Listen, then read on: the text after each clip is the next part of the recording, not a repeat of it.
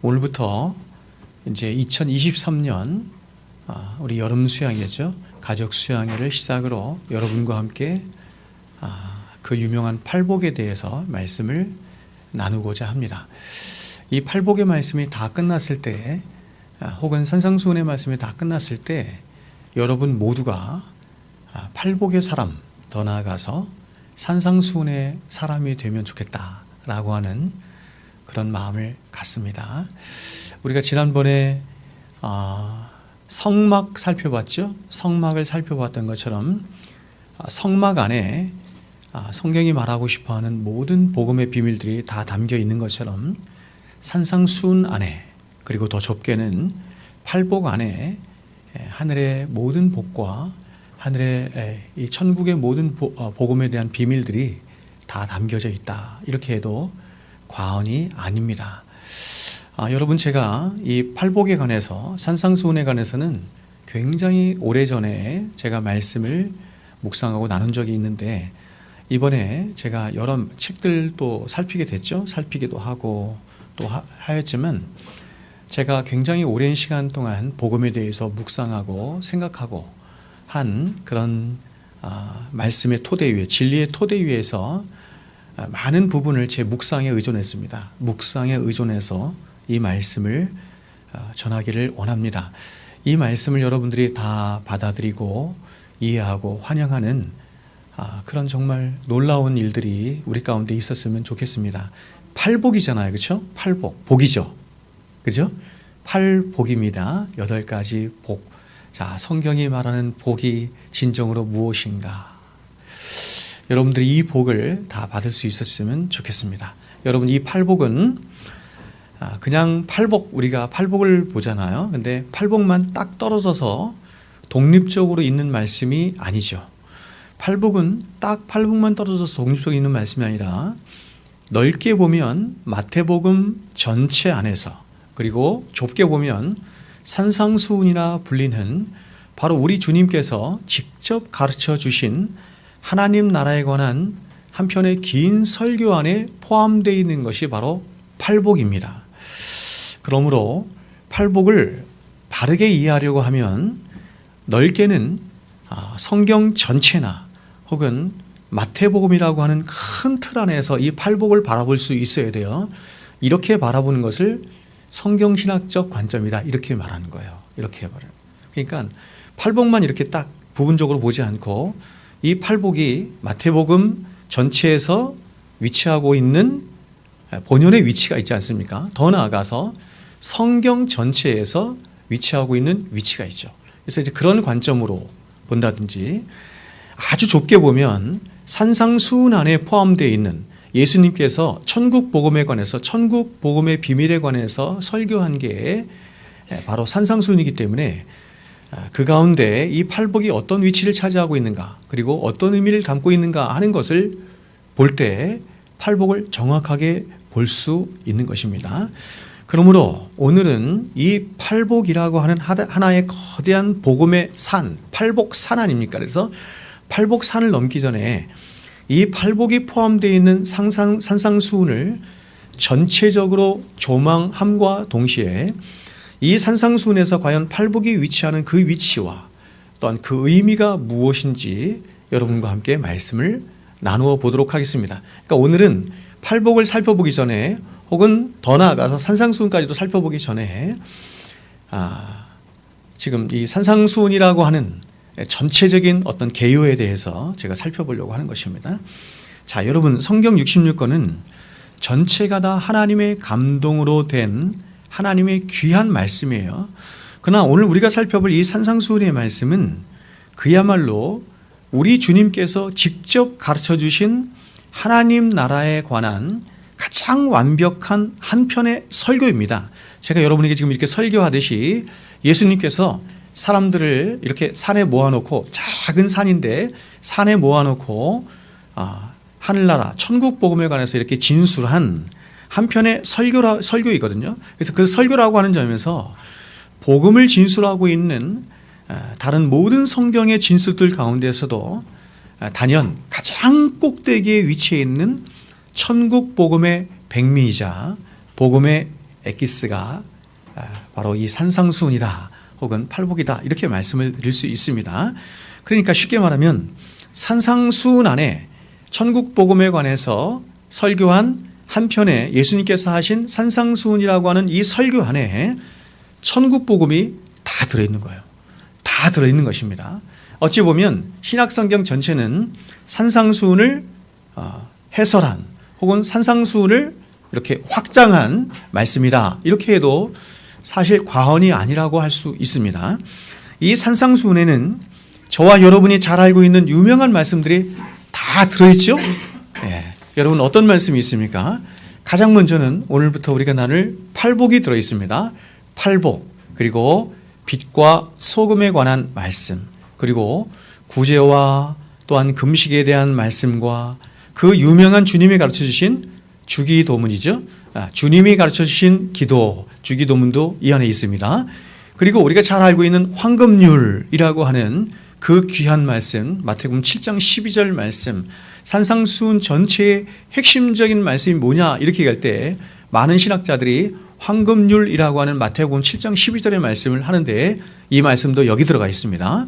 그리고 우리가 잘 알고 있는 너희는 먼저 그의 나라와 그 일을 구하라 라고 하는 말씀도 여기 있고, 좁은 문, 좁은 길에 대한 말씀도, 보물을 하늘에 쌓으라 라고 하는 말씀도, 너희 집을 반석 위에 세우라 라고 하는 말씀 등 주옥과 같은 말씀들이 이 산상수훈에 다 있습니다. 뿐만 아니라 심지어 불신자들조차도 알고 있는 원수를 사랑하라 혹은 오른뺨을 때리면 왼뺨까지도 돌려대라 라고 하는 이런 말씀들도 산상수훈에 다 있습니다. 이 산상수훈의 말씀이 산상수훈 이렇게 하죠. 산상수훈 혹은 산상보훈 이렇게 하는데, 산상수훈이라고 불리게 된 이유는 이 말씀이 산 위에서 하신 말씀이에요. 더 정확하게 말하면 산이 아니라 작은 언덕에서, 넓은 언덕이 있는 그 언덕에서 예수님께서 직접 설교하신 천국복음에 관한 말씀입니다. 여기서 수훈이라고 하는 말은 후세에 길이 남겨질 교훈이다 이런 뜻이거든요. 후세까지 영원토록 길이 남겨질 교훈이에요. 여러분, 후세토록 영원토록 계속해서 남겨질 교훈은 뭘까요? 복음이죠. 복음. 예수 그리스도의 복음입니다. 그러면 산상수훈은 그저 예수님께서 복음에 관해서 설교한 거다 이렇게 할 수 있습니다. 그러면 여러분, 이 산상수훈이 말하고 싶어하는 산상수훈의 가장 핵심적인 주제는 무엇일까요? 우리는 이 주제를 이 산상수훈이 전개되는 전체 흐름의 맥락 속에서 우리는 발견할 수 있는데요. 주님은 이 산상수훈에 나타난 많은 가르침들을 오직 한 가지 주제를 중심으로 해서 모든 말씀들을 이렇게 펼쳐 나갑니다. 그런데 이런 산상수훈의 핵심적인 주제는 사실상 이 산상수훈에만 국한되어 있는 주제가 아니라 예수님의 모든 가르침들과 그리고 그분의 모든 사역과 삶 속에 다 녹아있는, 그래서 우리 주님의 삶이 되고 우리 주님의 삶의 이유가 되셨으며 우리 주님의 삶의 목적이 되었던 것이 바로 이 산상수훈의 주제다 이렇게 말씀을 드릴 수가 있습니다. 여러분, 그렇다면 그 주제가 무엇일까요? 예수님이 왜 이 땅에 오셨고, 예수님이 이 땅에서 왜 사셨고, 예수님의 삶의 목적이 된 그 한 가지 주제가 뭘까요? 이게 산상수훈의 주제거든요. 뭡니까? 하나님 나라입니다. 여러분, 하나님 나라입니다. 이것을 마태는 마가나 누가나 요한복음에서는 이것을 하나님 나라 이렇게 얘기했는데, 마태는 하나님 나라를 굉장히 독특한 방식으로 말을 했는데 뭐라고 얘기했죠? 천국이다 이렇게 말한 겁니다. 천국 이렇게 말했습니다. 자, 여러분, 우리 주님은 이 하나님 나라를 위해서 오셨습니다. 하나님 나라를 위해서 오셨습니다. 예수님께서 성육신하여 이 땅에 오셨는데 그냥 오시지 않고 하나님 나라를 들고 오셨고 그 하나님 나라를 이루기 위해서 오셨습니다. 그래서 주님이 공생애를 시작하시면서 가장 먼저 하신 그분의 첫 번째 설교의 내용이 뭐냐면 이것입니다.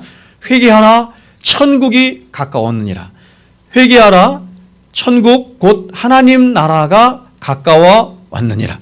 여러분, 이것은 예수님 당신이 이 땅에 오신 목적과 그리고 이제 앞으로 3년의 공생의 기간 동안에 행하실 그분의 모든 사역과 모든 삶의 중심이 바로 이 하나님 나라에 있음을 공생애를 시작하는 이 시점에서 선포하시는 것이죠. 회개하라, 천국이 가까워 왔느니라. 천국이 가까워 왔느니라. 내가 천국을 들고 왔다, 이런 뜻이죠. 천국을 들고 왔는데 이 천국은 누구의 것이냐? 회개하는 자의 것이다, 이렇게 말하는 거예요. 그래서 이러한 주님의 공생애의 사역을 이제 마태가 바로 이어서 요약하여 말합니다.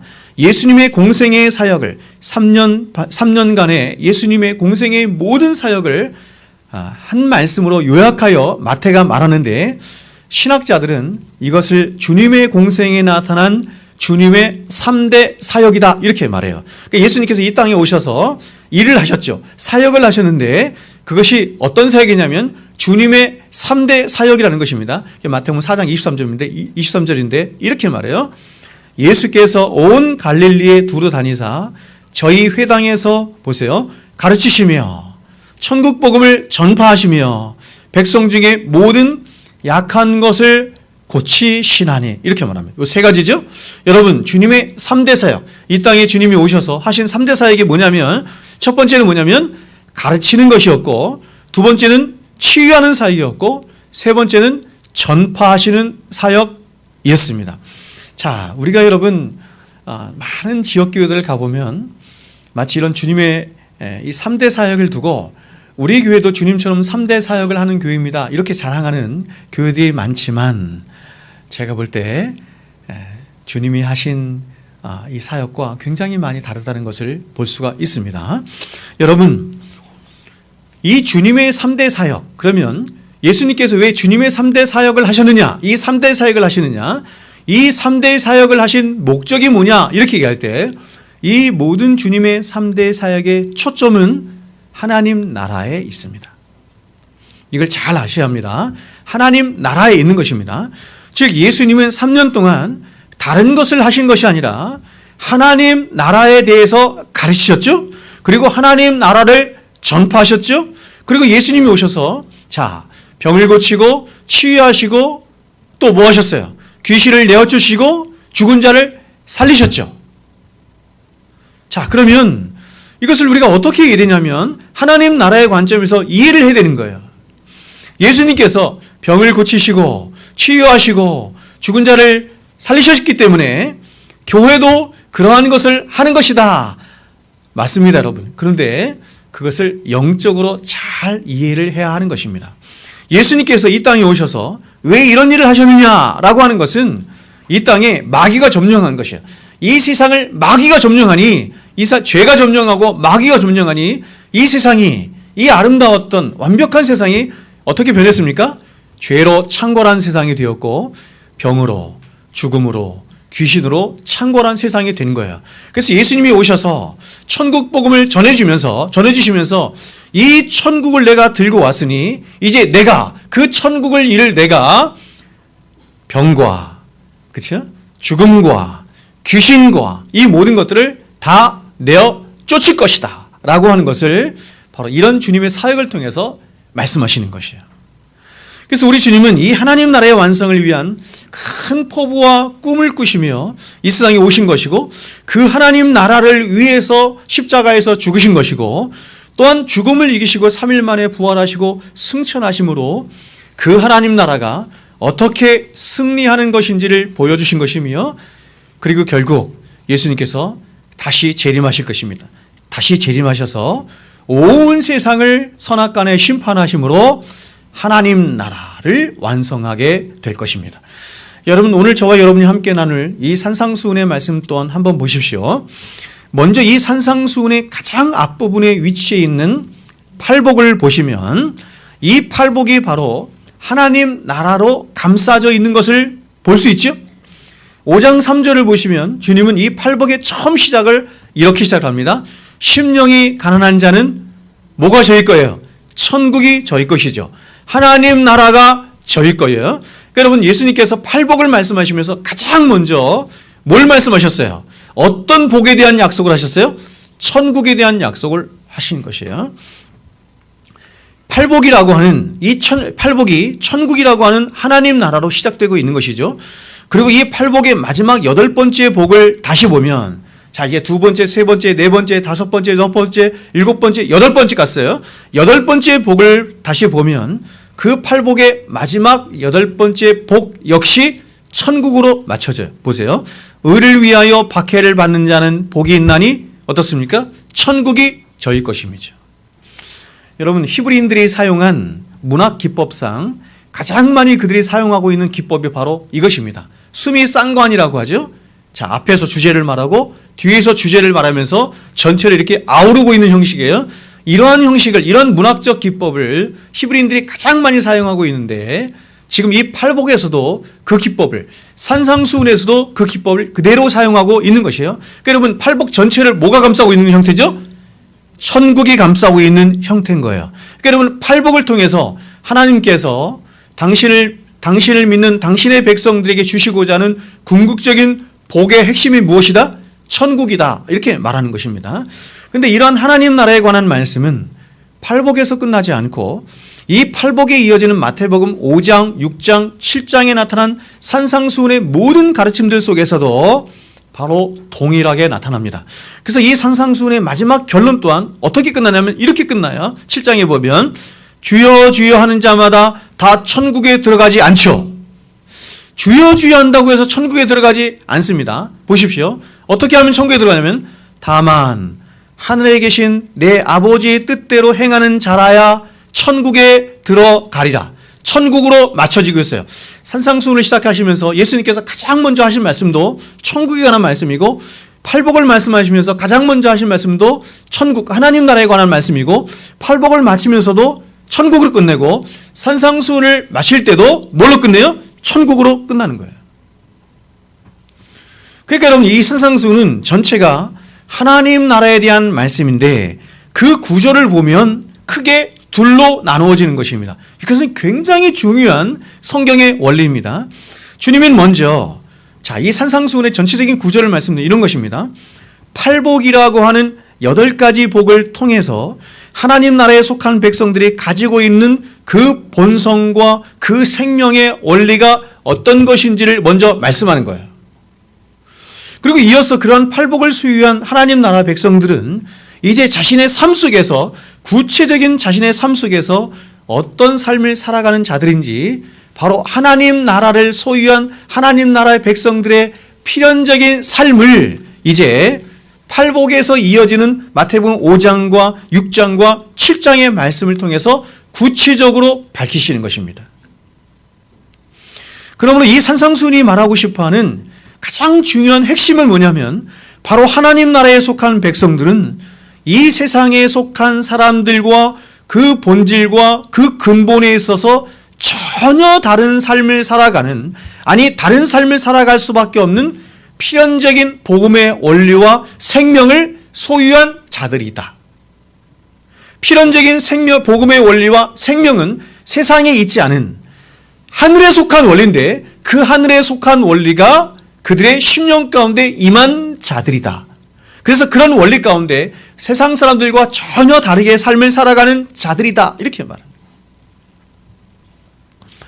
그래서 우리가 이 산상수훈을 자세히 살펴보면 주님은 이 천국을 소유한 자들과 그렇지 않은 자들을 계속해서 대비시켜 말씀합니다. 그렇다면 여러분, 하나님 나라 백성들은 어떻게 다르고 어떻게 구별된 삶을 살아가는 자들일까요? 먼저 하나님 나라 백성들은 이방인이라고 하는 불신자들과 다른 삶을 사는 자들이에요. 이것은 하나님 나라 백성들의 가장 본질적인 구분됨이라고 할 수 있습니다. 여러분, 구분됨을 제가 뭐라고 했어요? 성경적인 용어로 구분된다라고 하는 것을 제가 성경적인 용어로 뭐라고 했어요? 거룩. 그렇죠. 감사합니다. 네, 참. 네. 여러분들이 그런 대답을 해주실 때 제가 마음이 뿌듯한 거죠. 이게 거룩이라고요.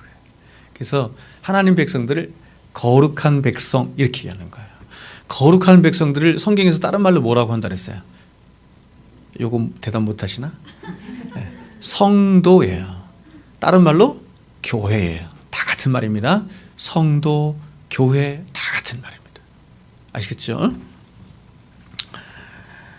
그러나 여러분, 하나님 나라 백성들은 여기서 더 나아갑니다. 즉 하나님 나라 백성들은 세상과 다를 뿐만 아니라 유대인들과도 다르고 이방 종교들과도 다릅니다.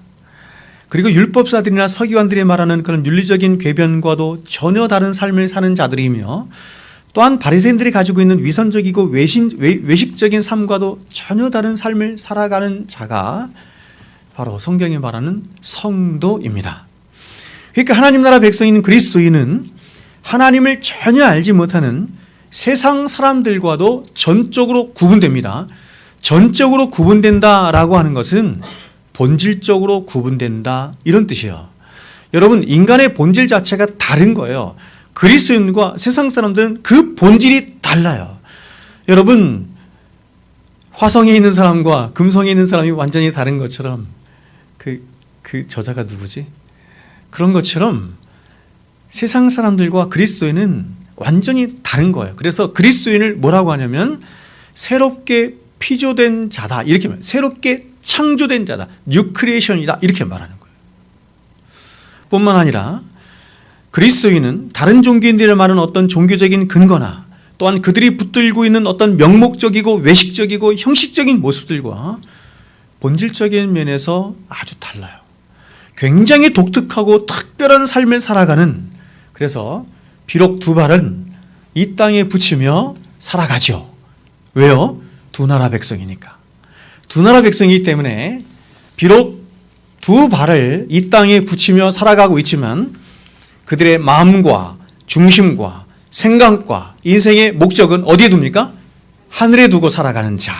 그래서 이 땅을 어떻게 살아간다? 나그네처럼 살아간다. 그 사람을 그리스도인 성도, 이렇게 말하는 것입니다.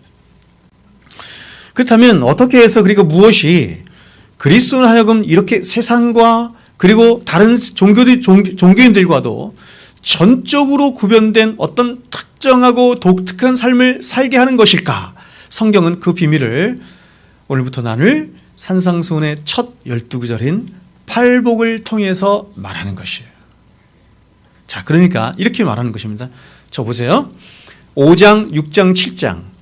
마태복음 5장, 6장, 7장. 자, 팔복 이후에 있는 5장, 6장, 7장은 이걸 평지복음이라고 해요. 평지복음이라고 하는 것은 뭐냐면 천국에서의 삶을 말하는 겁니다. 천국에서의 삶을 살아가는 자를 그리스도인이라고 한단 말이에요. 그러니까 여러분, 마태복음 5장, 6장, 7장의 말씀이 천국에 속한 저와 여러분에게 낯설어서는 돼야 안 돼요? 안 된다는 거예요. 그런 삶에 대한 목마름을 가진 자를 성도라고 한단 말이에요. 근데 그러한 삶을 살기 위해서는 보세요. 하나의 큰 산을 넘어가야 되는 거예요. 산을 넘어가야 평지로 갈 수 있는 거죠. 그 산이 뭐라? 팔복이다, 이렇게 말하는 거죠.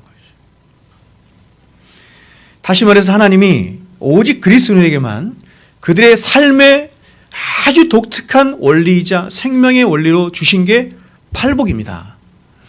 그러므로 팔복이 있지 않고는 그 누구도 그리스도인의 그 인격과 삶의 모습을 특정짓게 하는 산상수훈의 삶을 살 수 없어요. 내가 살고 싶다고 해서 산상수훈의 삶은 사라지는 것이 아니에요.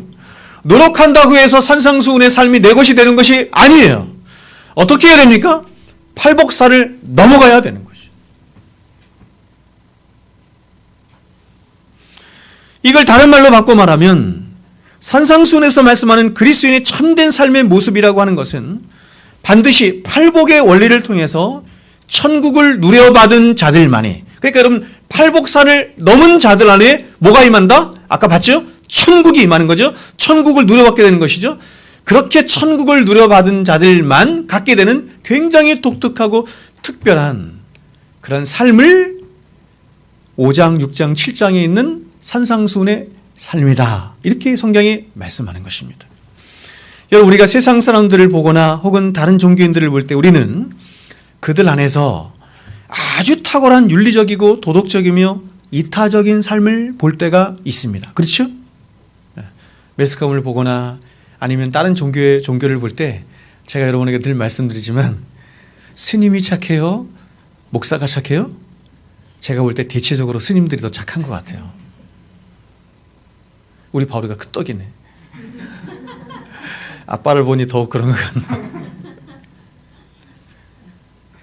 여러분, 목사보다도 그리스도인들보다도 훨씬 더 이타적이고 윤리도덕적인 삶을 살아가는 사람이 세상에 많이 있습니다. 그러나 이런 이들의 인본주의적이고 종교적인 어떤 삶과 산상수훈에서 말씀하고 있는 5장, 6장, 7장에 있는 그리스도인의 삶과는 그 본질에서 다른 거예요. 그런 삶을 다른 종교를 가진 사람이나 세상에 어떤 착하고 윤리도덕적인 삶을 살아가는 사람도 산상수훈의 삶을 살아갈 수 없어요. 왜냐하면 뿌리가 다르기 때문이에요. 모양은 비슷한 것 같아. 모양은 비슷한 것 같은데 뿌리가 달라요.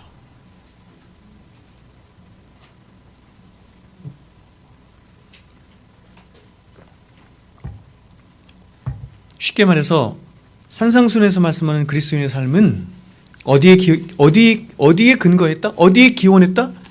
신적인 것에 기원한 거예요. 하늘로부터 내려진 거예요. 여러분, 제가 여러분에게 여러 번 말씀드렸지만, 자, 똑같이 착한 일을 한 사람이 있어요. 예수님이 보여주잖아요. 그렇죠? 똑같이 착한 일을 한 사람이 있어요. 더 적극적으로는 똑같이 종교적인 삶을 산 사람이 있어요. A라는 사람과 B라는 사람. 근데 이 A라는 사람과 B라는 사람을 똑같이 윤리도덕적으로 살았고, 똑같이 우리가 겉으로 볼 때는 똑같이 윤리도덕적인 삶을 살았고, 똑같이 종교적인 행위를 하며 살았어요. 그리고 똑같이 더 나아가서 주여 주여 하며 주의 이름으로 했어요. 천국에 갔더니 평가가 완전히 달라. 그 비유가 뭐죠?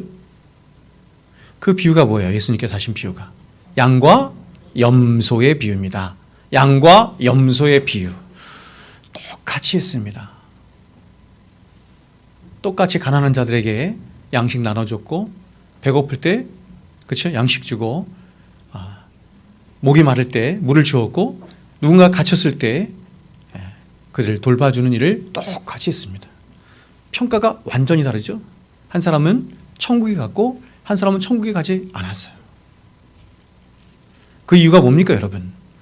그 모든 삶들이, 그 모든 윤리도덕적이고 종교적인 행위들이 어디에 기원했느냐라는 것입니다.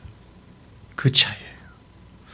그래서 여러분, 신적인 것에 기원한 양, 신적인 것에 기원한 천국 백성의 양은 자신이 많은 행동들을 했어요. 많은 선한 행위를 했어요. 윤리도덕적인 행위를 했는데, 신적인 기원에 근거한 삶을 살았던 양은 주님을 향해서 어떻게 고백해요? 그런 모든 것들을 내가 언제 그런 걸 했습니까? 기억 못하죠. 왜요? 은혜에 기원했기 때문이에요. 근데 여러분, 염소는 어떻습니까? 다 기억하죠.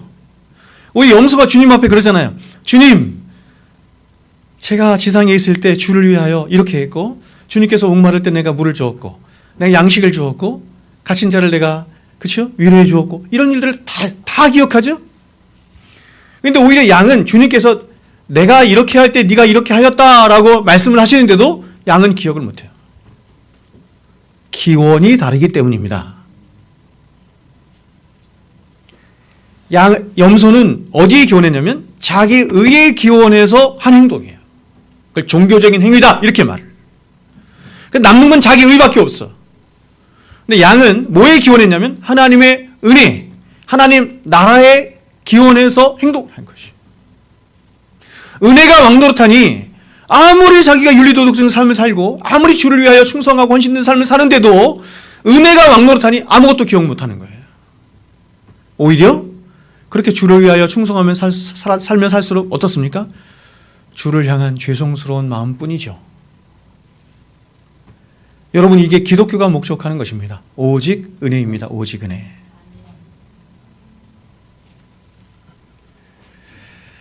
여러분, 천주교를 한번 보십시오. 천주교는 성도들을 두 부류의 사람들로 나눕니다. 한 부류의 사람들은 그들이 평신도라고 부르는 평범한 그리스도인들을 말하고, 또 다른 한 부류의 사람들은 사제라 불리는 성직자들을 말합니다. 분리합니다. 그들은 이 둘을 철저하게 분리하며 성직자들만 알고 누리며 위치하는 어떤 특별한 영적인 영역이 있음을 말합니다. 여러분들은 알지 못하는, 여러분들은 알 수 없는, 여러분들은 알지 못하는 특별한 영적인 영역을 보세요. 목사인 저에게만, 사제인 저에게만 하나님이 허락하셨다. 이렇게 말하는 것이에요. 여러분, 개신교는 절대로 이런 이론을 지지하지 않습니다. 아니, 성경은 절대로 이런 이론을 지지하지 않습니다. 개신교는 오직 그리스도인은 딱 한 부류의 사람만 있을 뿐인데, 이 한 부류의 사람들은 바로 이 팔복을 특징으로 하는 사람들이다. 이렇게 말하는 거예요. 여러분, 물론 교회 안에는 여러 다양한 직책과 구분들이 있습니다. 목사도 있고 장로도 있고 집사도 있습니다. 그러나 여러분, 이러한 구분은 다만 그 역할과 기능에 따른 기능상의 구분이죠. 기능을 따라서 교회를 세워가고 교회를 섬기도록 하기 위해서 하나님께서 주신 직분일 뿐이에요. 높고 낮음이 없어요. 목사가 여러분들보다 높지 않아요. 장로가 여러분들보다 높지 않아요.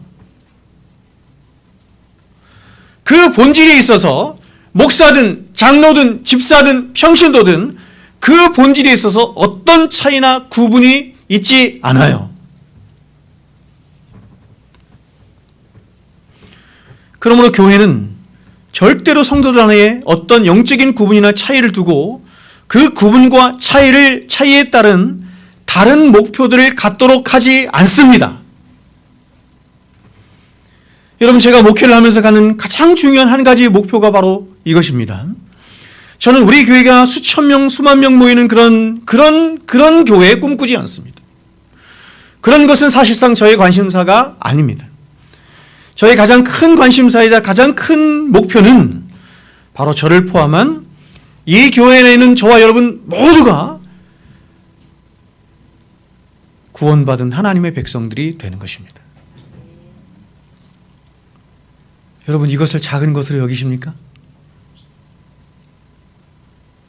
그리고 여기서 더 나아가서 저와 여러분 모두가 성경이 말씀하는 참된 성도의 삶을 살아가는 것입니다. 참된 성도의 삶이란 바로 이 마태복음 5장, 6장, 7장에 있는 산상수훈의 삶을 살아가는 것을 말하는 것입니다. 그것이 하나님의 교회를 세우신 저의 목회의 가장 중요한 목표이자 가치라고 할 수 있어요. 그러므로 어떤 사람들이 생각하는 것처럼 오늘 주님이 말씀하신 이 산상수훈의 말씀이 마치 어떤 특정한 사람, 목사나 선교사와 같은 어떤 특정한 삶을 살아가는 사람들에게만 적용된 것이고 그저 평범하게 살아가는 그저 평신도들에게는 그렇지 않아도 되는 것처럼, 이런 산상수훈의 삶이 전혀 적용되지 않아도 되는 것처럼 생각하는 것은 완전히 잘못된 것입니다. 그리스도인의 삶을 이야기할 때 평신도의 삶 따로 있고 목사의 삶 따로 있다라고 생각하는 것은 잘못된 거예요. 목사만 말씀에 능한 자가 되고 평신도는 그렇지 않아도 된다는 생각은 잘못된 것입니다. 목사만 죄와 분투하며 목사만 하나님의 나라와 의를 위하여 생명을 바치는 삶을 살아야 된다, 그렇게 말하지 않아요. 여러분도 그렇게 하셔야 합니다. 모든 진실한 성도는 그가 목사이건 장로이건 평신도이건 전혀 상관없이 오늘 주님이 말씀하고 있는 이 8가지의 복을 나타내야 할 뿐만 아니라 더 나아가서 이 8가지의 복을 가진 참된 성도로서의 필연적인 삶인 마태복음 5장, 6장, 7장에 나타난 평지의 삶을 살아낼 수 있어야 합니다. 물론 여러분, 제가 요한복음 10장을 여러분에게 강의하면서 말씀을 드린 것처럼 목사는 여러분들과는 좀 다른 주님을 만날 때 더 깊이 만나는 주님과의 만남이 있어요. 그러니까 목사를 하겠죠? 그러니까. 더 나아가서 평생을 다른 것 하지 않고 오직 말씀만 연구하고 말씀만 전하고 가르치는 자이기 때문에 말씀에 대한 깊이와 넓이와 그렇죠? 그 오름과 바람이 여러분들보다 훨씬 더 깊어야 하는 것이 마땅하겠죠. 그러나 여러분, 그럼에도 불구하고 여러분이 목사님은 목사님이기 때문에 목사의 삶이 따로 있는 것이고 우리는 평신도이기 때문에 평신도의 삶이 따로 있다라고 생각하는 것은 잘못한 것이에요.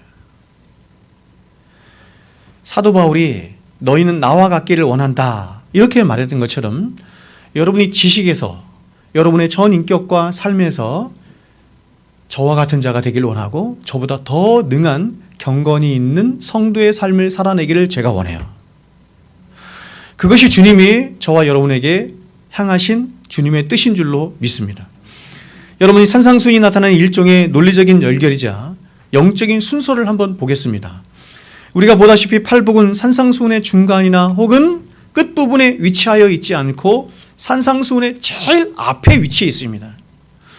이것은 주님이 이 교훈을 아무렇게나 말씀하시지 않고 영적인 순서에 입각하여 말씀하신 것임을 우리에게 말씀하는 거죠. 이런 것입니다. 즉 어떤 기초의 원리가 먼저 설정이 되고 그것을 기초로 해서 다른 원리들이 그 기초 위에 다시 세워지는 것입니다.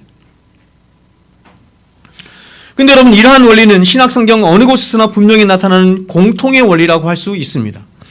신약성경의 많은 곳에서 특별히 사복음서와 많은 서신들 가운데 우리는 가장 먼저 기독교의 교리와 원리들이 열려지는 것을 보게 됩니다. 그리고 그 다음에 그 교리로부터 이어져 나온 구체적인 삶의 열매들이 바로 이어서 나오는 것을 볼 수 있습니다.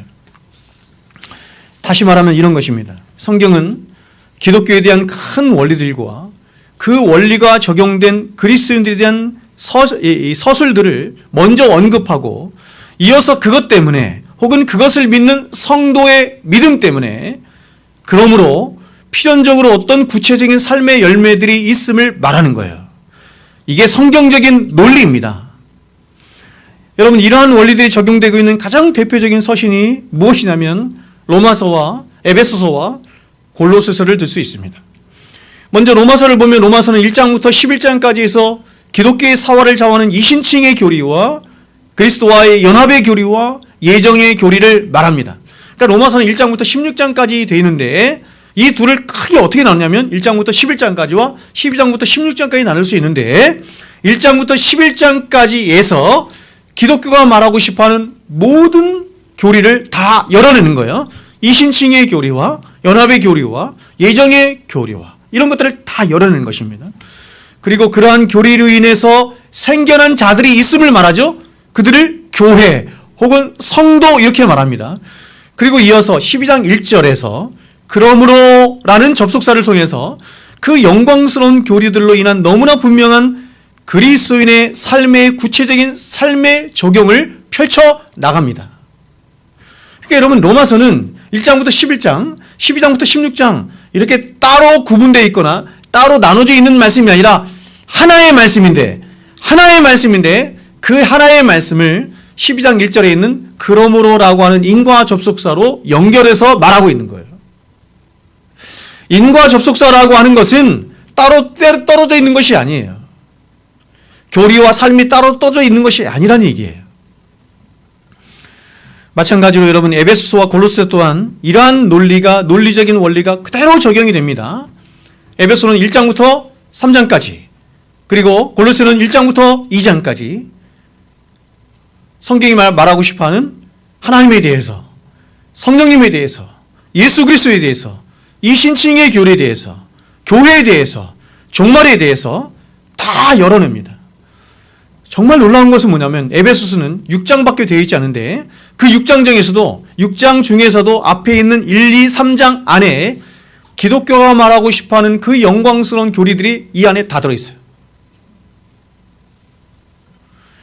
그리고 이어서 사도는 에베소 4장부터 6장까지와 골로새서 3장부터 4장까지 해서 그 분명하고 확실한 기독교가 말하고 싶어하는 생명과 같은 진리들의 기초 위에 혹은 그 진리가 원인이 돼서 너무나 분명하고 당연한 결과로서의 그리스도인의 삶으로서의 적용들과 열매들이 나타나고 있다라고 하는 것을 나타날 수밖에 없다는 것을 그러므로라고 하는 인과 접속사를 통해서 말하는 것입니다. 로마서도 에베소서도 골로새서도 다 이렇게 되어 있어요. 그렇다면 여러분 이번에는 사복음서는 어떨까요?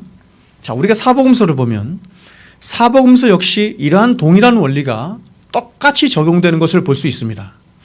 우리가 사복음서를 보면 이 사복음서의 구조가 어떻게 되어 있냐면 마치 시실과 날실로 천을 짜듯이 이렇게 됩니다. 예수님의 생애와 예수님의 가르침이 번갈아서 나타나는 것을 볼 수 있습니다. 예수님이 먼저 가르치시고 예수님이 그대로 사시고 다시 예수님이 가르치시고 그대로 예수님이 사시고 예수님의 가르침과 예수님의 삶이 마치 시실과 날실처럼 계속해서 교차되는 것이에요. 마찬가지로 하나님 나라의 복음도 예수님의 가르침이라고 하는 시실과 그분의 삶이라고 하는 날실이 온전히 하나가 될 때 그 복음이 완전해질 수 있는 거죠. 그러므로 여러분 이 그러므로라고 하는 이 복음의 원리는 기독교의 사화를 좌우하는 원리인 것입니다.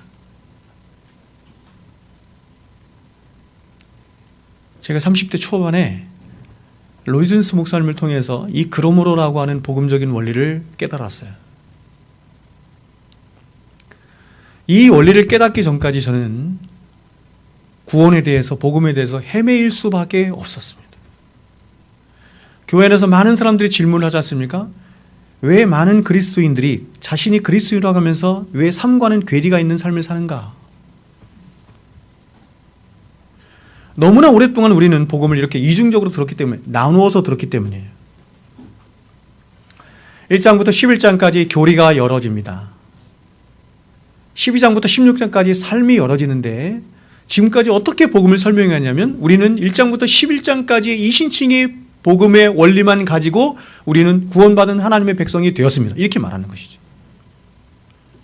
그러면 12장부터 16장까지는 무엇이냐 이렇게 얘기할 때 지금까지의 가르침은 이렇게 가르친 것입니다. 그것은 그리스도인이 분투하여 살아내야만 하는 것인데 살아낼 수도 있고 그렇지 않을 수도 있다. 이렇게 가르치는 것이죠. 성경은 그렇게 말하지 않죠? 1장부터 11장까지 교리를 말한 후에 12장부터 16장까지의 삶을 이야기하기 전에 그 가운데 1장부터 11장까지의 모든 교리들을 받는 그러므로라고 하는 접속사를 배치시키는 거예요. 에베소도 마찬가지고 골로새도 마찬가지고 사복음서도 마찬가지고 지금 우리가 나눌 산상수훈도 마찬가지고 앞에 있는 복음의 원리를 받았다고 한다면 필연적으로 12장부터 16장까지의 삶이 너희 안에 있을 수밖에 없다 이렇게 말하는 거예요. 자, 그러므로 여러분 만약에 어떤 그리스도인이 자신이 그리스도인이라고 하는데 그리스도인이 된 지 벌써 20년, 30년이 되었음에도 불구하고 자신의 삶과는 너무나 괴리가 있는 그런 삶을 살아간다고 한다면 우리는 그것을 어떻게 평가하느냐, 성경은 어떻게 평가하느냐 두 가지를 얘기하는 거예요. 하나는 뭐냐면 영적으로 아주 깊이 병이 들어있거나 그러니까 잘하지 못하는 것이죠.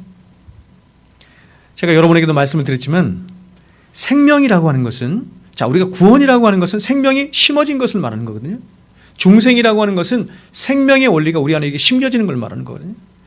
그러므로 생명의 원리가 심겨진 혹은 야고보서에서 말하는 야고보 사도가 말하는 참된 믿음이란 생명이 담겨진 믿음이기 때문에 생명이란 필연적으로 자라고 성숙할 수밖에 없음을 말하는 거죠. 그거를 인과 접속사 그러므로를 통해서 말하는 거예요. 그렇기 때문에 누군가가 그 구원받은 백성이라 하면서도 20년, 30년이 갔는데 여전히 삶은 괴리가 있어요. 그렇다고 한다면 그 사람은 영적인 병이 아주 깊이 들어서 전혀 잘하고 있지 못하는 상태이거나 사실상 이런 상태에 있는 사람은 많지 않습니다. 그럼 대부분은 뭐냐면 아직 태어나지 않은 거예요. 아직 출생하지 않고 중생하지 않은 거예요. 스스로는 그리스도인이라고 착각하죠. 스스로는 교회 다니면서 그리스도인이라고 착각하지만 그리스도인이 아닐 경우가 너무나 많이 있는 것입니다.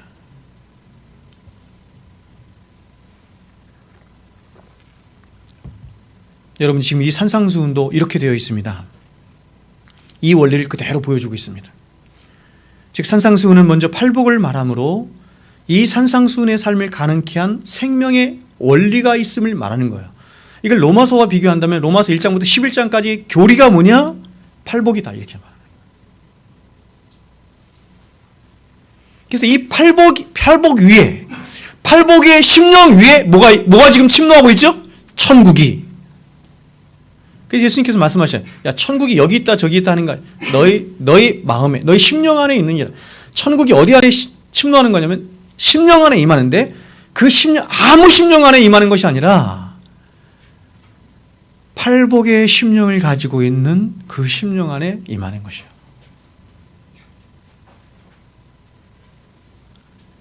교만한 마음에, 자기의 의로 가득 차 있는 마음에, 자기의 실체를 보지 못해서 교만과 자기의 의로 가득 차 있는 마음에는 천국이 임할 수가 없는 것이에요. 그래서 예수님께서 이렇게 말씀하셨죠. 내가 의인을 부르러 온 것이 아니요. 의인을 부르러 온 것, 이 얘기는 뭐냐면 자기 스스로 의인이라고 생각하는 자에게는 그 사람을 내가 부르러 온 것이, 부른다는 얘기는 구원하러 온다는 얘기예요. 구원의 9가지 서성 중에 첫 번째가 부르심이기 때문에 내가 의인을 부르러 온 것이 아니요, 보십시오, 죄인을 불러, 자신이 죄인이라고 스스로 생각하는, 자신을 죄인이라고 여기는, 그래서 마음에 가난함이 있는, 팔복이 있는 자에게 그를 불러, 보세요, 회개시키러 왔노라.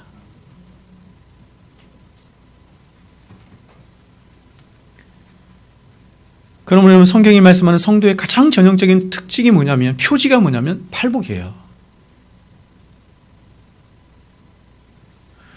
즉 성경이 말씀하는 성도는 교회를 열심히 다니는 사람을 성도 이렇게 말하지 않고 당연히 여러분 열심히 다니겠죠.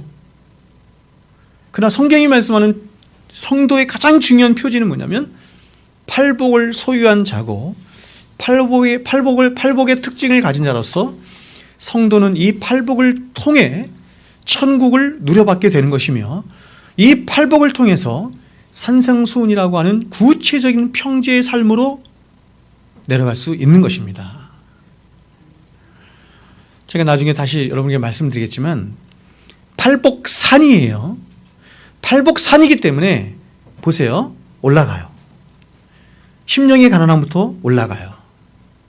애통함으로 올라가고 온유함으로 올라가고, 꼭대기가 뭐냐면 의에 줄이고 목마름에서 채워지는 거예요. 그래서 배부를 것이며가 꼭대기예요. 배부르게 되면 이게 내려가는 거예요. 그 산을 내려가는 것이 나머지 4개의 복입니다. 자, 이제 마지막으로 과연 이 팔복을 통해서 발견할 수 있는 성도의 근본적인 성격 내지는 그 특징이 어떤 것인지 살펴보고 말씀을 마치겠습니다. 자, 여러분, 오늘은 제가 개괄하는 말씀이고 그리고 원리에 관한 말씀이기 때문에 조금 딱딱할 수 있는데 잘 들으십시오. 먼저 팔복을 통해 저와 여러분이 깨닫게 되는 성도의 가장 1차적인 성격, 성도의 1차적인 특징이자 성격이 뭐냐면 바로 모든 그리스도인은 이 팔복의 특징을 나타내야 할 뿐만 아니라 모두 그렇게 되어야 한다는 것입니다. 여러분, 제가 당위성을 말씀을 드렸어요. 당위성. 머스트입니다. 머스트. 그렇게 되어야만 합니다. 팔복의 사람이 되어야만 합니다. 팔복의 사람이 되지 않고는 절대로 천국 갈 수 없습니다. 즉, 이 팔복에 나타나는 현상들은 일부 특수한 사람들이나 구별된 사람들만을 위한 말씀이 아니고 모든 구원받은 성도들에게 필연적으로 나타나야만 하는 현상들이자 특징들이에요. 여러분, 목사만 팔복을 소유하는 것이 아닙니다. 여러분들은 평신도이기 때문에 목사님, 팔복 중에 저는 4가지 복만 소유하면 천국 갈 수 있는 것, 그런 것 없어요. 왜 그러냐면 그것은 이 팔복이 구원받은 성도의 본질 혹은 성도의 본성을 말하는 것이기 때문에. 그러므로 모든 구원받은 성도는 이러한 팔복 중에 어떤 것은 나타나도 되고 어떤 것은 나타나지 않아도 되는 것이 아니라 8가지의 모든 복의 특징을 소유한 자여야만 할 뿐만 아니라 그 모든 이 복의 특징들을 나타나는 자여야만 하는 것이에요. 그러나 여러분, 어떤 성도에게 있어서는 팔복의 어떤 현상이 어떤 현상보다 더욱 두드러지게 나타나거나 혹은 어떤 것은 아주 희미하게 나타날 수 있습니다. 이게 뭐하고 비슷하냐면 성령의 9가지 열매랑 비슷해요.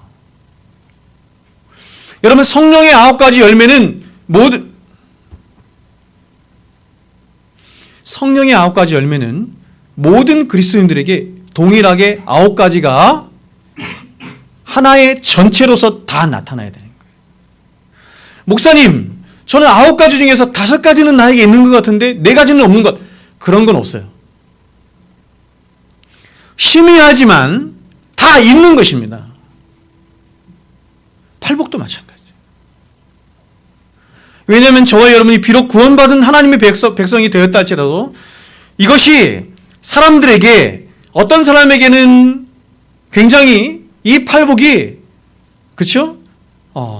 강하게 나타나는 사람이 있고, 어떤 사람은 약하게 나타나는 사람이 있고, 어떤 사람은 팔복 중에 이런 부분이 되게 선명하게 나타나는 사람이 있고, 어떤 사람에게는 이런 부분이 좀 덜 선명하게 나타나는 그런 것이 있습니다. 그런 이유는 뭐냐면 저와 여러분이 구원받은 하나님의 백성이라 할지라도 여전히 우리는 죄의 지배를 받고 있을 뿐만 아니라 성화되어가는 정도 또한 다 다르게 나타나기 때문이에요. 하나님이 저와 여러분 안에서 구원을 이루어가세요. 성화를 이루어간다는 뜻이죠.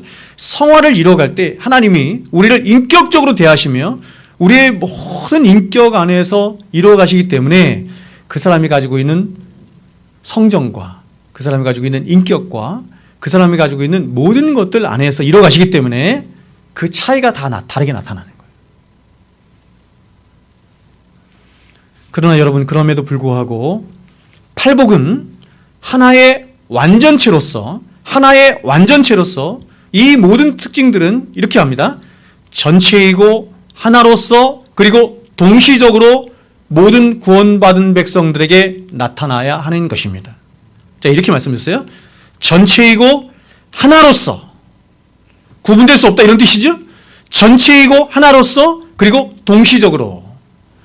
자, 제가 여러분에게 구원을 말씀을 드릴 때 다 똑같습니다. 제가 아까 성령의 9가지 열매를 말씀을 드릴 때 똑같고, 구원을 이야기할 때도 구원도 소중, 회신, 칭수, 성견, 영, 소명, 중생, 회심, 칭의, 이런 모든 교리들이, 보세요. 이런 교리들은 낯선 분도 있겠지만 이런 모든 교리들이 논리적인 순서이긴 하지만 똑같아요. 전체이고 하나로서 동시적으로 나타나는 거예요. 이해하시겠어요? 이 말이 좀 어려울 것 같아요. 왜냐하면 제가 신대원에서 기억을 할 때, 신학대원을 다닐 때, 구원론을 얘기할 때 이 9가지의 구원의 원리를 교수님이 이렇게 설명해 주실 때 잘 이해를 못했어요. 전도사인데도. 팔복의 원리든지 성령의 9가지 열매든지 구원의 9가지 논리적인 순서이든지 이 모든 원리들은 전체이고 하나로서 그리고 동시적으로 구원받은 백성들에게서 나타난다. 그러나 여러분, 이 팔복은 하나의 완전체로서 동시적이기도 하지만 또한 단계적으로 나타나는 하나의 원리다, 이렇게 말할 수 있습니다. 자, 이번엔 제가 뭐라고 했어요? 단계적이다, 이렇게 이건 논리적인 순서예요.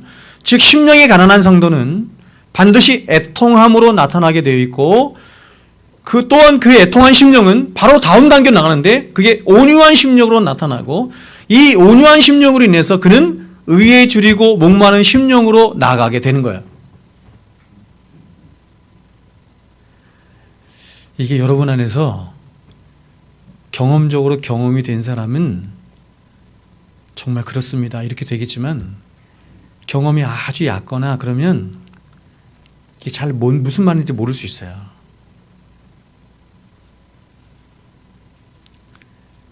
자, 제가 이렇게 말씀했어요. 논리적인 순서라고 그랬습니다. 논리적인 순서. 그래서 온유한 심령이 가난한 심령보다 앞에 올 수 없다. 의에 줄이고 목마른 심령이 애통하는 심령보다 앞에 올 수 없다. 는 것은 아닙니다.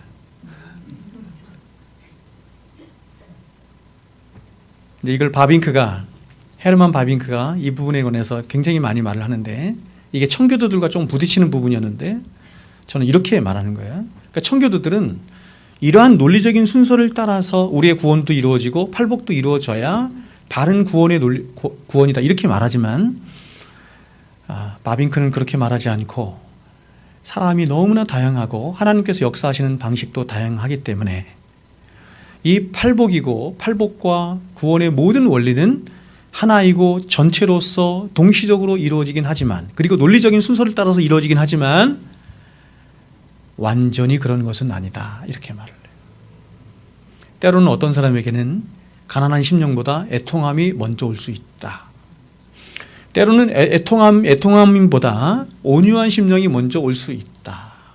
그런데 이것은 논리적인 것이죠. 이 팔복은 이렇게 산을 올라가고 내려가는 것이기 때문에 논리적인 것이기 때문에 거의 대부분의 사람들은 이런 논리적인 원리를 따라서 팔복을 경험하고 구원의 원리 또한 그렇게 경험해요. 그렇다고 해서 100% 그렇다 이렇게 말하는 게 아니라는 얘기입니다. 여러분, 이 첫 번째 팔복의 원리는 굉장히 중요합니다. 그러나 이제 두 번째 말씀드리는 팔복의 원리는 더 중요합니다. 즉, 팔복에서 발견되는 이러한 현상들은 오직 성령의 사역에 의해서만 은혜로 산출될 수 있는 하나의, 보십시오, 제가 여러분에게 정말 강조하는 말이죠, 성향 혹은 경향성, 디스포지션이라고 하는 것입니다. 여러분, 저는 이 원리는 여러분에게 아무리 강조를 하고 또 강조해도 지나침이 없다 이렇게 생각이 들어요. 구원론을 이야기할 때 이 성향, 경향성, 영어로는 디스포지션인데 히라보로는 헥시스인데요, 이런 철학적인 원리를 가지고 성경을 들여다보지 않으면 성경을 볼 수가 없습니다. 여러분, 팔복에 서술된 영적인 자질들을 한번 보십시오. 심령의 가난함, 애통함, 그리고 의에 줄이고 목마름, 화평케함, 이러한 모든 원리들은 저와 여러분이 생리적으로, 이 말은 태어날 때부터 선천적으로 어머니의 태에서부터 가지고 태어난 것이 아니에요. 맞죠? 이러한 기질은, 제가 기질이라고 또 얘기했네. 이러한 기질은 생리적으로 저와 여러분에게는 존재하지 않던 기질인데, 다시요, 모든 인류에게는 존재하지 않던 기질인데 우리 안에서 성령의 역사로 말미암아, 성령의 중생의 역사로 말미암아 새롭게 나타난 성령이 주시는 기질이에요. 이해하시겠어요? 다 이루었다.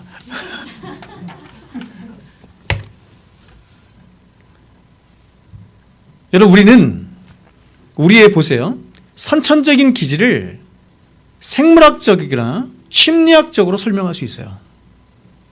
즉, 어떤 사람은 태어날 때부터 조용한 사람이 있고 또 어떤 사람은 쾌활하고 민첩한 사람도 있습니다. 제자들 중에서 다 다르죠.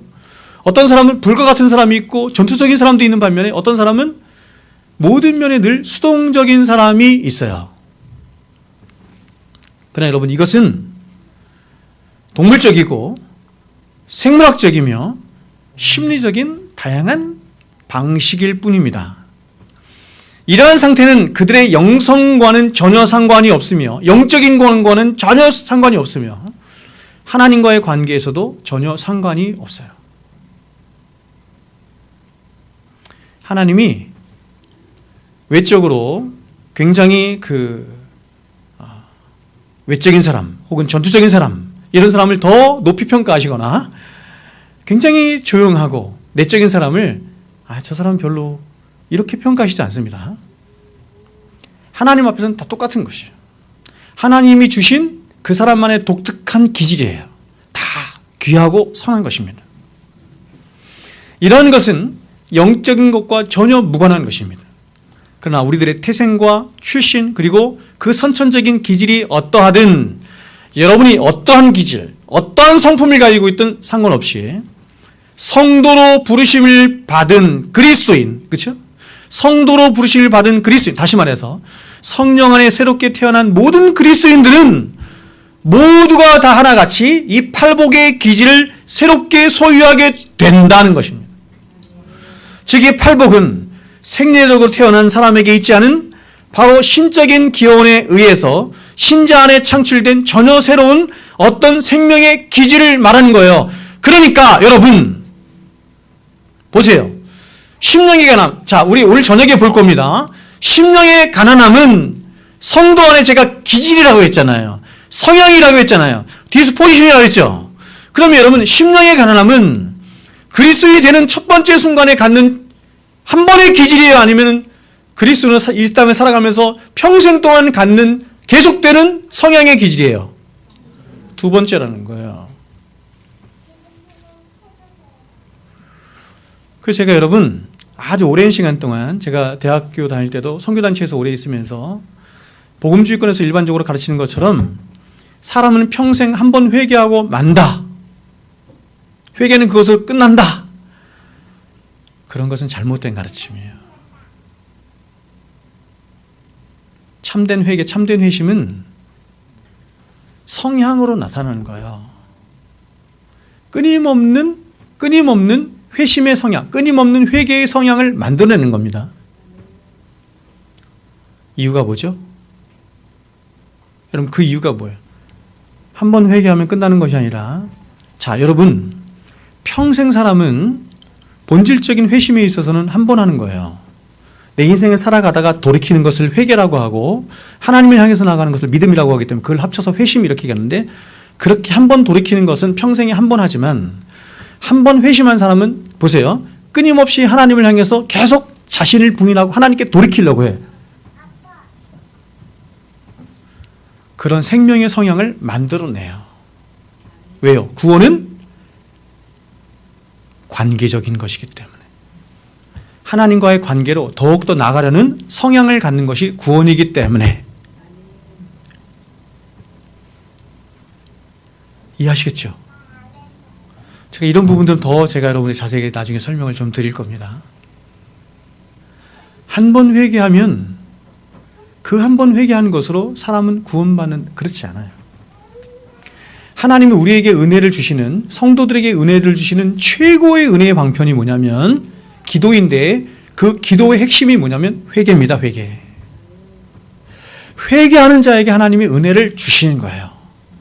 그래서 하나님이 한 번 회개하고 회심한 자에게 끊임없이 회개를 요청하는 이유도 거기 있는 거예요.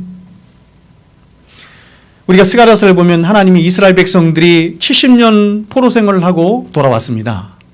70년 포로 생활하고 돌아온 사람들은 제 2세대, 3세대 이런 사람으로서 이전 세대 사람들과는 전혀 다른 사람으로 진짜 하나님의 찐 백성들이에요. 그런데 그런 자들에게 여러분, 오직 하나님 말씀 하나만 딱 믿고 하나님 말씀 하나만 딱 의지해서 하나님의 성전을 짓기 위해서 70년 포로 생활을 마치고 돌아온 하나님의 백성된 이스라엘 백성들에게 하나님이 가장 먼저 요구하시는 게 뭔지 아십니까? 회개하라는 것입니다. 여러분, 이해가 돼요? 70년 전에 타락한 이스라엘 백성에게서 회개하라! 라고 하는 것은 이해되죠? 당연하잖아요. 그건 첫 번째 회개를 말하는 거예요. 이미 여러분, 돌아와서 성전을 짓고자 하는 사람들은 뭐냐면 회개한 사람들, 하나님 백성들이에요. 근데 그들에게 하나님이 또 말씀하십니다. 회개하라, 이렇게 말씀합니다. 그 회개는 넓은 의미에서의 회심으로 우리에게 그들에게 하나님이 은혜를 주시기 위한 방편으로서의 회심인 거예요. 이제 팔복의 세 번째 원리로 나가겠습니다. 그것은 이 팔복의 원리가 세상이 말하는 그 어떤 복의 원리들과 근본적이며 절대적인 차이를 나타낸다는 것입니다. 여러분, 이 세상을 살아가는 사람들 가운데 행복을 추구하지 않고 행복을 쫓지 않는 사람은 한 사람도 없어요. 모든 사람들은 다 행복하길 원합니다. 그러나 그럼에도 불구하고 거의 대부분의 사람들이 이 행복을 찾지 못하고 행복에 실패하는 이유가 어디 있습니까? 그것은 이렇습니다. 그들이 추구하고 그들이 쫓는 행복의 방식이 다 왜곡됐기 때문이에요. 다 잘못됐기 때문이에요. 다 이기적인 방식이거나 잘못되고 왜곡된 방식으로 행복을 추구해요. 사람들이 추구하는 대부분 행복이라는 것이 대부분 어디에 속한 거냐면 물질적인 거나 쾌락적인 것에 속해 있어요. 그러므로 이렇게 온갖 인간들의 이기가 난무하고 그래서 끝없이 경쟁이 난무하는 이상은 행복이 아닌 점점 더 눈물과 고통과 불행으로 가득한 세상이 될 수밖에 없는 것이죠. 그러나 여러분, 인간의 행복은 절대로 그런 방식으로 올 수 있지 않습니다. 인간의 행복은 타자와의 관계로부터 오는 것인데 나 아닌 타자와의 관계 속에서 행복을 찾도록 하나님이 그렇게 행복을 정하셨는데 특별히 나를 지으신 하나님과의 바른 관계로부터 사람에게 참된 행복은 오는 거예요. 여러분, 오늘날 사람들이 이렇게 부유하고 이렇게 편리하고 이렇게 물질적인 그쵸? 풍요가 많은 세상 속에 살면서도 사람들이 행복하지 않잖아요. 제가 저런 일기 좋아한다고 했잖아요. 저런 일기 때부터 행복하지 않은 이유가 뭐예요? 다 개인적인 삶을 살기 때문이에요. 다 이기적이고 개인적인 삶이 더 넘쳐나기 때문이에요. 하나님은 관계 안에서 하나님과의 관계, 사람들과의 수평적인 관계 안에서 사람이 기쁨을 찾고 행복을 찾도록 하나님이 그렇게 사람을 정하셨는데 사람들은 더 이기적이고 그리고 그 관계마저도 스마트폰이, 컴퓨터가, TV가 다 빼앗아가는 것입니다. 그래서 이렇게 물질적인 풍요를 많이 누리면서도 사람들이 행복하지 않은 이유가 여기 있는 거예요. 그런데 여러분, 이 세상을 살다 간 모든 사람들 중에 완전한 행복을 누리며 살다 가신 단 한 분이 계십니다. 그분이 누구십니까? 예수 그리스도이십니다. 정말 그렇게 믿어요?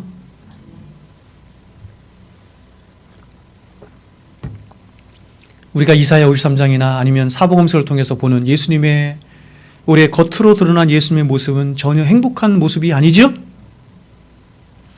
그분은 우리와 똑같은 인생을 사셨습니다. 희노애락이 있는 인생을 사셨습니다. 희노애락이 있다는 것은 수고와 슬픔이 가득하다는 것이죠.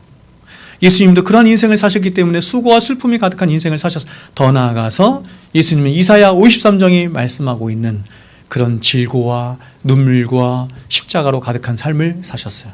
그런데 어떻게 그분의 삶이 행복할 수 있겠습니까? 성경은 그럼에도 불구하고 그분의 이 땅에서의 33년간의 생애는 가장 행복하신 삶이었다 이렇게 말합니다. 그렇다면 그 이유가 무엇입니까? 그것은 이렇습니다. 그것은 그분이 위로 하나님과 수평적으로는 모든 사람들과 완전한 사랑의 관계를 가지고 사셨기 때문에 그렇습니다. 그러므로 여러분, 비록 죄된 몸을 지니고 살아가는 저와 여러분이지만 그러나 우리 주님의 사랑을 받고 그 사랑 안에 살아가는 저와 여러분 또한 우리 주님처럼 우리도 행복한 삶을 살아갈 꿈을 가질 수 있는 것이죠.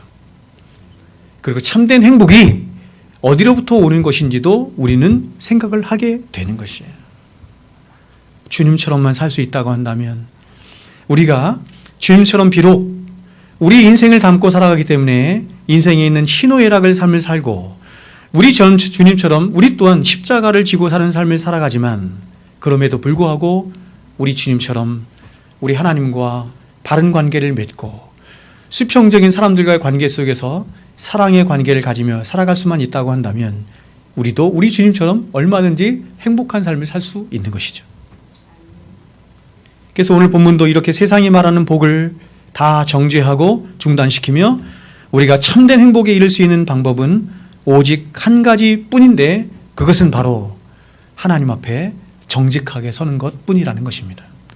그래서 그렇게 하나님 앞에 서서 우리의 진짜 실체를 보고 그 하나님과의 바른 관계 안에 있을 때 우리는 참된 행복에 이를 수 있는 것인데, 그런데 그렇게 하나님 앞에 서서 자신의 진짜 실체를 본 자가 가지는 참된 영혼의 상태를 오늘 성경이 팔복이다 이렇게 말하는 것이죠. 여러분, 우리가 다음 시간에 자세히 살펴보겠지만 세상이 말하는 복과 이 8가지 복이 말하는 복을 한번 보십시오. 얼마나 근본적으로 본질적으로 다른지 모르겠습니다. 세상은 이렇게 말합니다. 부자가 복이 있는 자이며 자신을 향해 자신만만한 자가 복이 있는 자이며 좋은 대학을 간 자가 복이 있는 자이며 출세한 자가 복이 있는 자다 이렇게 말하죠. 오늘날 교회 안에 있는 사람들도 이런 생각을 가지고 있는 사람들이 얼마나 많이 있는지 모르겠습니다. 그러나 성경은 이렇게 말합니다. 아주 혁명적이게 이렇게 말합니다. 심령이 가난한 자가 복이 있다. 애통하는 자가 복이 있다. 이렇게 말합니다. 세상은 웃는 자가 복이 있다. 이렇게 말하는데 성경은 혁명적이게도 애통하는 자가 복이 있다. 이렇게 말합니다. 세상이 위에 놓고 세상이 앞세우는 것을 성경은 아래에 두고 기각하며 심지어는 정죄하기까지 하는 것이죠.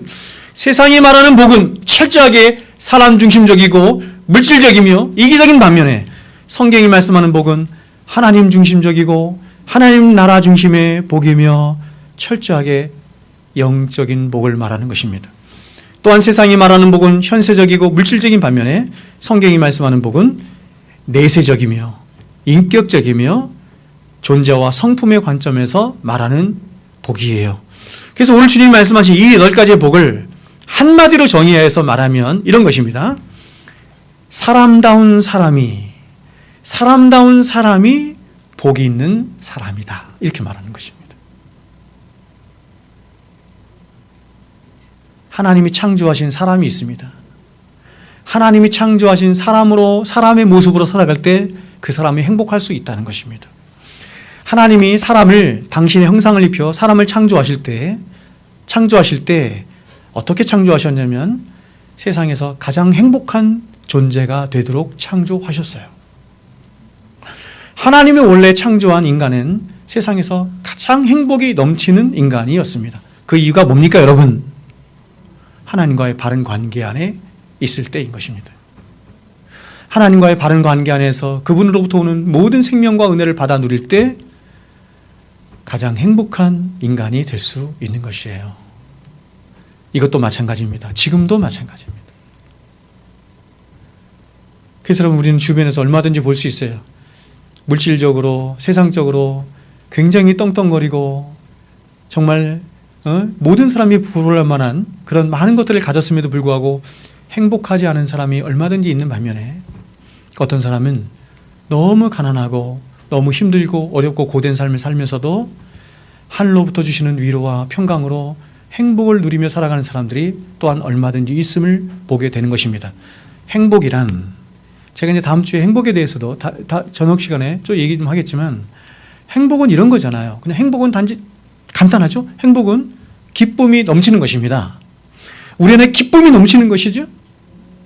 근데 사람들은 정말 어리석게도 그 기쁨을 돈이나 물질이 줄 수 있다 생각하는 거예요.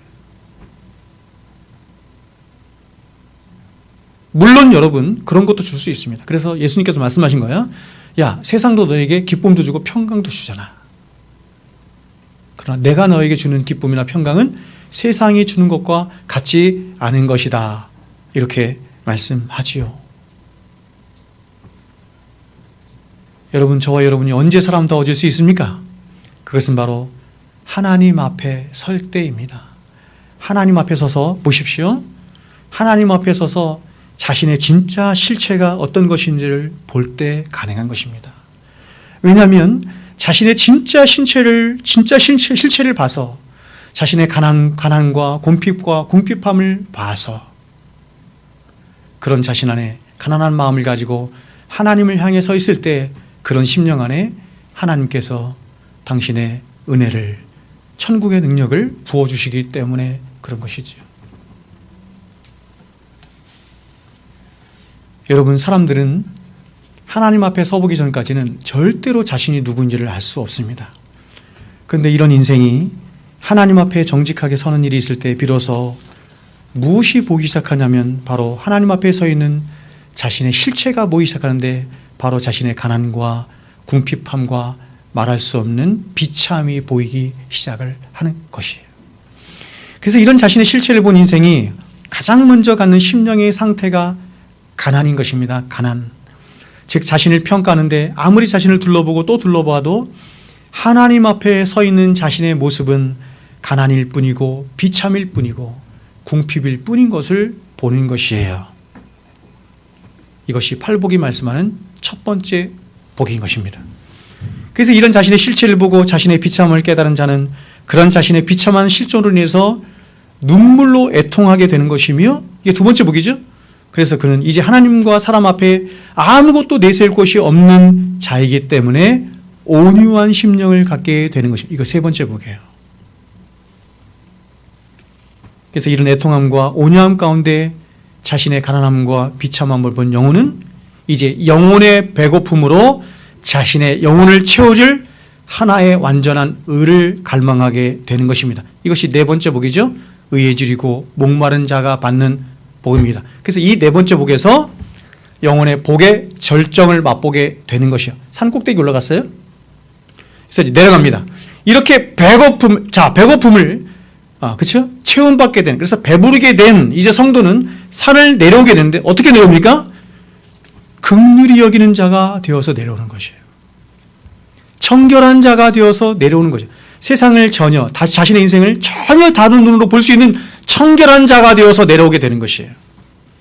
세상을 화평케 하기 위한 예수님처럼, 예수님이 이 세상을 화평케 하는 자로 오셨던 것처럼 자신도 화평케 하기 위해서 오는 것입니다. 내려오는 것입니다. 더 나아가서 의를 위하여 박해를 받는 것을 전혀 두려워하지 않는 자로 내려오는 것이에요. 그 의가 뭡니까? 예수님이죠.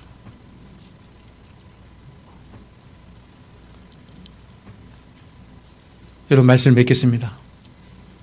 여러분, 이 시간 여러분 자신 한번 돌아보십시오.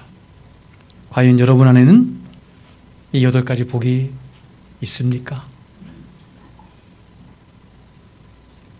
과연 여러분 안에 하나님 앞에 다 깨어진 그런 질그릇과 같은 여러분 자신을 본 흔적들이 있습니까? 그래서 그것으로 절망하며 밤새 통의 눈물을 흘려본 적이 있습니까? 많은 사람들이 새벽에 나와서, 많은 사람들이 예배당에 나와서 기도를 하죠. 인생의 여러 가지, 그렇죠? 여러 가지 고난과 아픔과, 그렇죠? 질고를 인해서 하나님 앞에 나와 기도합니다.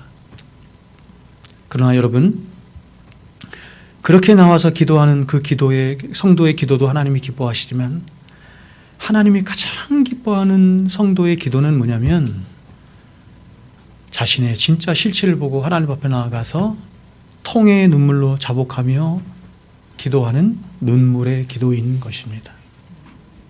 그 기도를 하나님이 보고 싶어 하시는 것입니다. 여러분, 완성될 하나님 나라는 분명히 저와 여러분이 이 세상을 떠나 하나님 품에 안겨졌을 때 이루어지게 될 것입니다.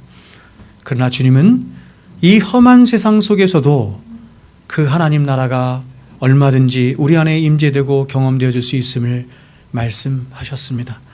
그래서 주님은 비록 우리가 사는 인생이 죄로 인한 고난과 아픔이 가득한 세상이지만, 그럼에도 불구하고 주님은 이러한 세상 속에서도 우리 안에 임한 하나님 나라 안에서 경험되어지는 그 구체적인 하나님의 간섭하심과 하나님의 보호하심과 특별하신 하나님의 은혜와 사랑의 역사를 저와 여러분이 이 질고로 가득한 세상 속에서도 하나님의 나라가 임한 우리의 심령 속에서 얼마든지 맛보고 누리며 살도록 성령 안에서 보증하시는 것입니다. 보증. 여러분, 보증은 맛보는 것입니다. 맛보죠? 우리가 이마트나, 그렇죠? 홈플러스 같은 데 보면 맛보기 하잖아요. 그렇죠? 그걸 뭐라고 하죠? 시식코너 하죠? 맛보죠. 아, 이거 맛있구나. 맛있으니까 내가 저거 사야지. 그렇죠? 전부를, 그렇죠? 일부를 통해서 전부를 보게 하는 것입니다. 성령이 우리 안에 오셔서 전부, 앞으로 있게 될 완전한 천국이 어떤 것인지를 맛보기를 성령이 우리 안에서 맛보게 하심으로 영원히 우리에게 임할 천국을 바라보게 하고 소망하도록 하시는 것입니다. 바라기는 여러분, 이제 우리가 팔복이 시작됐는데 오늘 저녁부터 팔복이 하나씩 열려지게 될 터인데, 정말 여러분, 저와 여러분이, 제가 아까도 말씀드린 것처럼 제 목회의 오직 한 가지 목적이 저와 여러분이 팔복의 사람이 되는 것이고 산상수훈의 삶을 살아내는 진짜 성도가 되는 것입니다. 이 팔복의 시간을 통해서, 산상수훈의 시간을 통해서 저와 여러분 모두가 그러한 하늘의 복을 받아 누리는 진실한 성도들이 다 될 수 있기를 주 이름으로 축원드립니다.